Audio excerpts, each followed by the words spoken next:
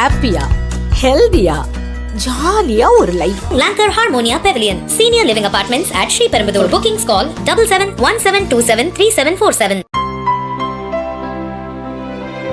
இனிமே கண்ணை மூடிட்டு கடலை எண்ணெய் வாங்கலாம். ஏன்னா மந்த்ரா கடலை எண்ணெய் இதயத்தின் தயாரிப்பு. வறுக்க பொரிக்க ஏன் எல்லா சமையலுக்கும் மந்த்ரா தான். மந்த்ரா கடலை எண்ணெய், அபார ருசி, ஆரோக்கியமான உடல் நலம். கேரள சட்டசபையில் பாஜகவுக்கு ஒரு எம்எல்ஏ கூட இல்லை. ஆனால் உள்ளாட்சி தேர்தலில் அம்மாநில தலைநகர் திருவனந்தபுரத்தை பாஜக கைப்பற்றியது.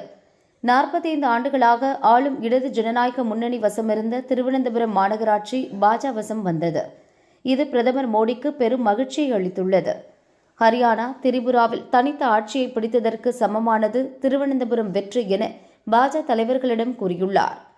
இந்த சூழலில் சென்ற மாதம் சென்னை வந்த அவர் திருவனந்தபுரம் மாநகராட்சியை பாஜக கைப்பற்றியதை குறிப்பிட்டு சென்னை மாநகரிலும் பாஜகவை வளர்ப்பதில் கவனம் செலுத்த வேண்டும் என கட்சியினருக்கு அறிவுறுத்தியுள்ளார்.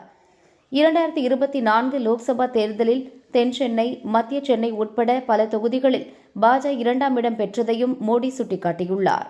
பெங்களூரு, ஹைதராபாத், திருவனந்தபுரம் போல சென்னையிலும் பாஜகவை ஏற்க மக்கள் தயாராக உள்ளனர்.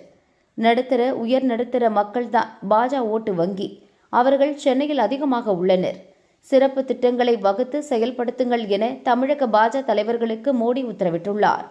அதிமுகவிடம் சென்னையில் அதிக தொகுதிகளை பாஜக தரப்பு கேட்டுள்ளது. விருகம்பாக்கம், தீநகர், மயிலாப்பூர், வேளச்சேரி, சேப்பாக்கம், திருவல்லிக்கேணி, துறைமுகம், அண்ணாநகர், எழும்பூர், கொளத்தூர் அவர்கள் லிஸ்டில் உள்ளதாக தெரிகிறது. குறைந்தது 4 தொகுதிகளை பாஜக கேட்டுள்ளதாக கட்சியினர் கூறுகின்றனர். சென்னையில் குறைந்தது 2 எம்எல்ஏக்களை பெற்றுவிட்டால் அடுத்து வரும் மாநகராட்சி தேர்தலில் இரட்டை இலக்கத்தில் கவுன்சிலர்களை பெறலாம்.